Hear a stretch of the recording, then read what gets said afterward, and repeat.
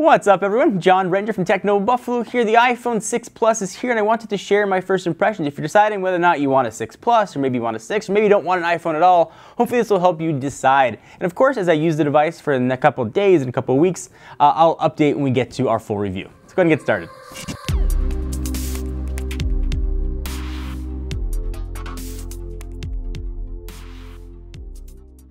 So in case you guys don't know, we do things a bit differently here at Techno Buffalo. We use our devices for quite a while before we do a review. We always disclose how long we use them. So this is not a review, just my first impressions from picking up and using the iPhone 6 Plus for just a few hours, and of course seeing it and demonstrating it at Apple's launch event a week and a half ago. So the first thing about the 6 Plus you're going to notice is it's big. Personally, I've been using larger phones for a while. I was coming over from a OnePlus One. I've been using the LG G3. Larger phones are sort of used to me. It's sort of more strange now to have almost a smaller device.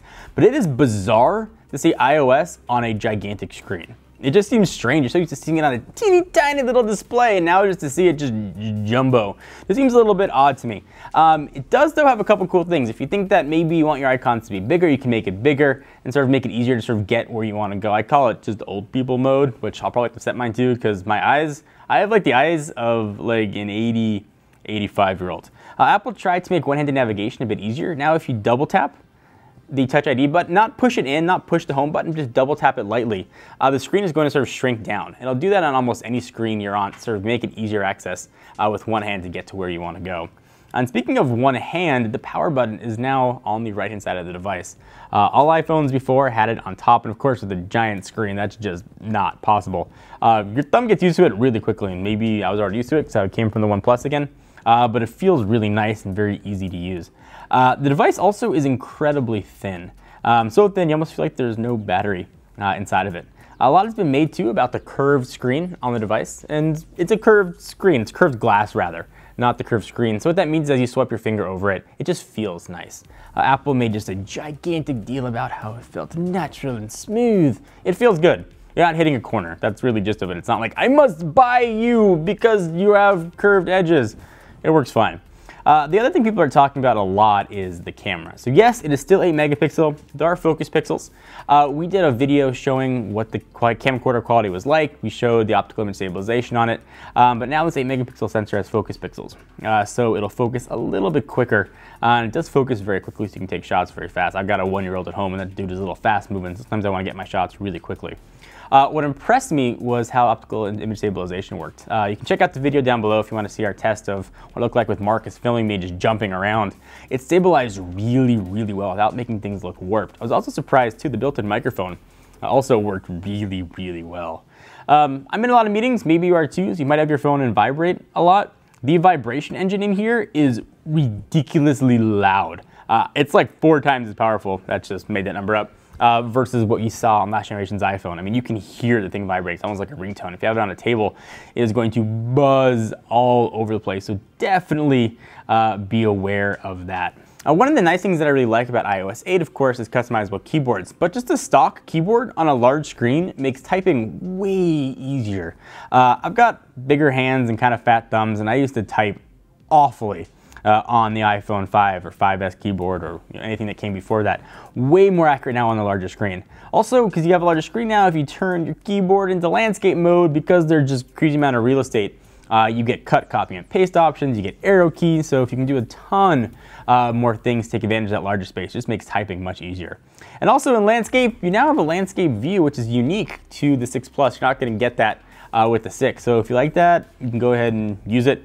Using it like this, the phone just feels like a mini iPad mini. To be what, just a mini squared. I don't know if I'm going to really use my iPad mini that much anymore. It's just sort of a really nice middle ground. It looks exactly the same. I've got my phone calls on here. I can do everything I could on my iPad mini, but now just on a little smaller screen. It is too early to test battery life. I will say though, we've had the phone on now for about 2 hours and it's been on nonstop. I was doing a restore and downloading apps. I've only lost about 8% of battery life. We also filmed outside, so it seems to be pretty impressive battery life, but of course we'll test that as we go through the days and the weeks that I use the device. But first impressions, at least on battery, seem really good. Also seems really good are the speakers. It's really, really loud, much louder than what we saw on last generation. So if you rely a lot on speakerphone, you want to play your music at a party or whatever, you're going to be pretty happy with that. A lot of people were asking, how the phone fits in your pants. You may not be used to carrying a larger phone, especially if you've been sort of an Apple purist.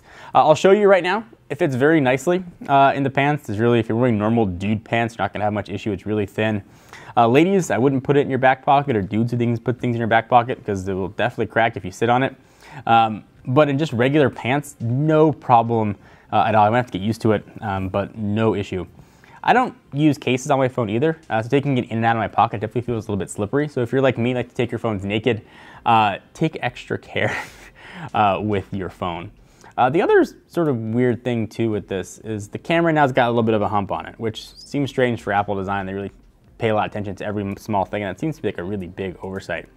I can kind of forgive it on the 6 Plus because it's optical image stabilization, so things have to move, but on the 6 doesn't make much sense. But that also means when you put it on a table,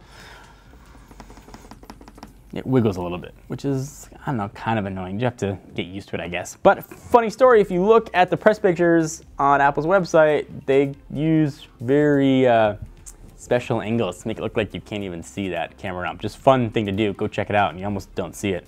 Overall, I'm really enjoying using the phone. I like a big screen. I like iOS. It's nice to have those two sort of married. Whether or not it's going to be the perfect phone, I don't know. It's still the same iOS. It's just a bigger version of it. Hopefully, battery life's going to be a bit better as well. Of course, though, as things change, as we get through the review process, I will update this and let you guys know what might be different. Anything else you guys want to see, though, be sure to let me know. Leave in the comments down below. And of course, check out technobuffalo.com for all of the coverage on both iPhones as it happens. Till next time, I'm John Rettinger from Techno Buffalo. See you guys next video. Thank you for watching. I hope you enjoyed. We love making tech videos here, and if you like watching them, be sure to hit the giant subscribe button so you know exactly what's happening in the world of technology. And if you like gaming, you want to see us play some games, albeit sometimes kind of badly, check out our new Twitch channel at twitch.tv/technobuffalo.